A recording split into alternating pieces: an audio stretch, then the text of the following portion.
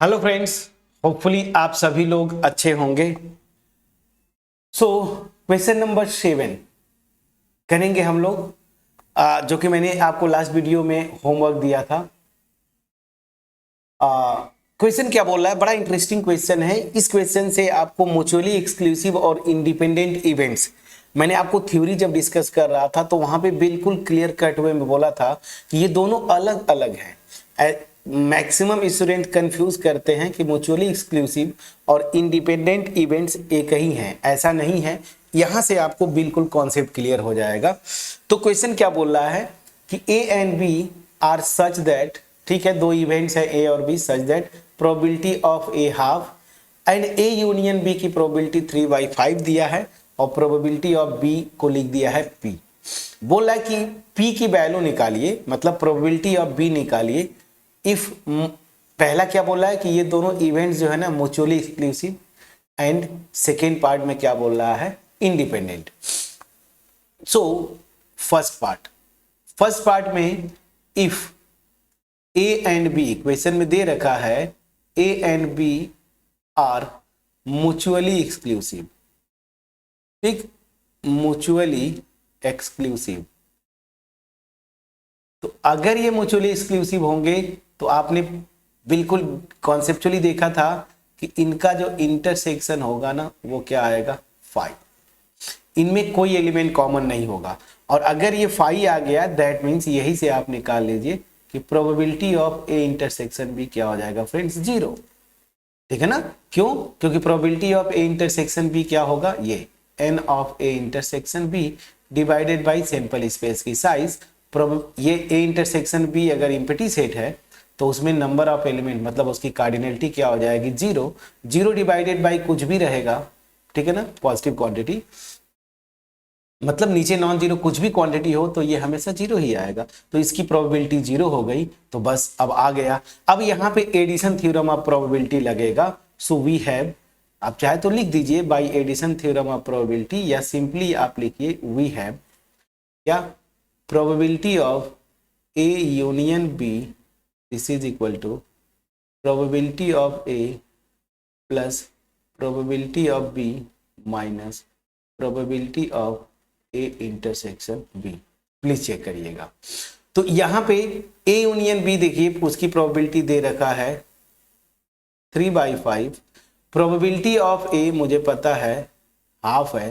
Probability of B आपको दे रखा है क्वेश्चन में पी, यही निकालना है।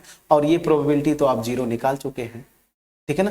So this will imply P की वैल्यू क्या हो जाएगी फ्रेंड्स, 3/5 माइनस 1/2। एलसीएम लेंगे, ये आ जाएगा 10, तो यहां से 6 माइनस 5, ये देखिए, सो दिस विल बी 1/10। तो जब ध्यान दीजिएगा, जब ये दोनों इवेंट्स ए और बी म्यूचुअली एक्सक्लूसिव हैं, म्यूचुअली एक्सक्लूसिव मतलब उनमें कोई एलिमेंट कॉमन नहीं है एज ए सेट, तो उस केस में पी की वैल्यू क्या आ गई, 1/10 by addition theorem of probability. But second part पे जरा आते हैं। सेकेंड पार्ट क्या बोल रहा है कि अगर ये इंडिपेंडेंट होंगे तो इस P की वैल्यू क्या होगी। अब जब इंडिपेंडेंट होंगे तो उस केस में क्या होगा, तो इंडिपेंडेंट अगर इवेंट्स होते हैं तो उस केस में क्या होता था, याद करिए। तो चलिए मैं लिखता हूं यहां पे मैं लिखता हूं। तो इंडिपेंडेंट इवेंट्स के केस में क्या होगा, प्लीज चेक करिएगा। चलिए फ्रेंड्स, यहां पे एक बड़ा इंटरेस्टिंग पार्ट यहां पे आया है इस क्वेश्चन में कि अगर इंडिपेंडेंट होंगे तो उस केस में पी की वैल्यू क्या होगी। तो बड़ा इंटरेस्टिंग केस है, मैं पहले लिख दूं तो सेकेंड पार्ट में if A and B are independent, अगर ये इंडिपेंडेंट है तो इतना तो मुझे पता है कि P of A into P of B this is equal to P of A intersection B, ये होगा। इसको आप अगर इक्वेशन नहीं लिखे हैं तो ये लिख लीजिए। तो अब ध्यान दीजिए, P ऑफ A मुझे हाफ पता है, P ऑफ B तो यहाँ पे खैर P दिया हुआ ही है, उसी की वैल्यू निकालनी है। तो इसका मतलब मुझे जब तक P of A intersection B नहीं निकलेगा मैं आंसर नहीं निकाल सकता।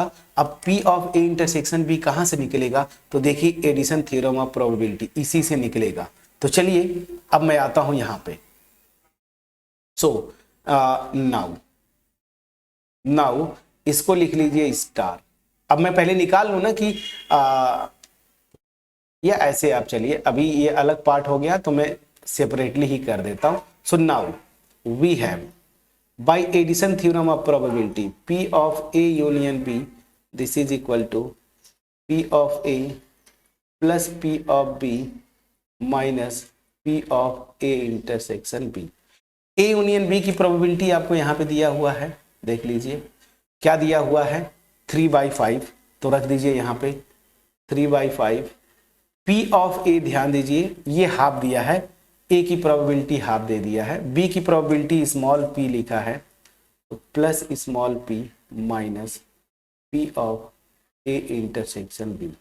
अब इसकी वैल्यू निकालनी है तो चलिए ये इसको इधर लाइए। So this will imply probability of A intersection B, this will B क्या हो जाएगा 1/2 प्लस P माइनस 3/5, तो ये हो जाएगा P प्लस 1/2 माइनस 3/5। तो यहां से P प्लस एलसीएम लेंगे क्या आएगा 10, तो यहां से 5 माइनस 6 तो ultimate P minus 1/10। Please check करिएगा। तो यहां से जो आपका आ गया probability of A intersection B, this will be P minus 1/10। इसको लिख लीजिए इक्वेशन 2। अब चूंकि इंडिपेंडेंट है मेरे लिए कंडीशन ये है इसी इक्वेशन में A इंटरसेक्शन B की प्रोबेबिलिटी उठा के रखेंगे। So using 2 in 1 we get ना, तो क्या मिलेगा चलिए रखिए। P ऑफ A आपको दिया हुआ है, क्वेश्चन में ही दिया है ना हाफ, और P ऑफ B दिया हुआ है स्मॉल p, तो यहां पे रखेंगे इक्वेशन 1 में यहां पे, तो half into P of B दिया है स्मॉल p और P of A intersection B equation 2 से देखिए क्या है P माइनस 1/10। बस अब आपका आंसर आ गया। इसका मतलब ये क्या है P/2 और इस P को इधर लाएंगे तो minus P, this is equal to minus 1/10। तो यहाँ से आ जाएगा minus P/2 equal to minus 1/10। तो यहाँ से P की वैल्यू क्या आ जाती है 1/5। ये हो गया आंसर। तो आपका आंसर इस केस में क्या आया कि अगर सेवेंथ का अगर ये इंडिपेंडेंट इवेंट्स होंगे, ठीक है ना, तो उस केस में जो P की वैल्यू आएगी वो आएगी 1/5, और अगर म्यूचुअली एक्सक्लूसिव हैं तो उस केस में P की वैल्यू क्या आ रही थी 1/10। तो यहां से भी आप देख लीजिए कि जब एक्सक्लूसिव म्यूचुअली एक्सक्लूसिव हैं तो एक प्रोबेबिलिटी सेम इवेंट की प्रोबेबिलिटी 1/10, लेकिन जब इंडिपेंडेंट है तो 1/5, मतलब दोनों फर्क आ रहा है ना। तो दैट मीन्स म्यूचुअली एक्सक्लूसिव और इंडिपेंडेंट इवेंट्स दोनों अलग अलग होते हैं। यहां से भी एक कॉन्सेप्ट आपका बन गया। और दूसरी चीज, ये क्वेश्चन सॉल्व करने का जो तरीका था बहुत ही प्यारा था क्वेश्चन ये, जहां पे म्यूचुअली एक्सक्लूसिव का कॉन्सेप्ट यूज करके आपने P की वैल्यू निकाली और दूसरी बार इंडिपेंडेंट होने की कंडीशन लगा के।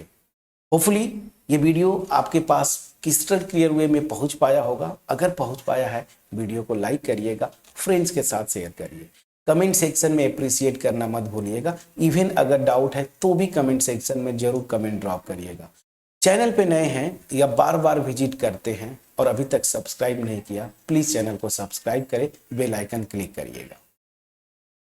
और सबसे इंपॉर्टेंट मेरा जो मोटिव है उस मोटिव में आप सहयोग करें कि मास में लोगों के पास अगर मेरा एफर्ट है वो पहुंच पाए। सो मिलते हैं नेक्स्ट वीडियो में जहां पे हम करेंगे क्वेश्चन नंबर 8।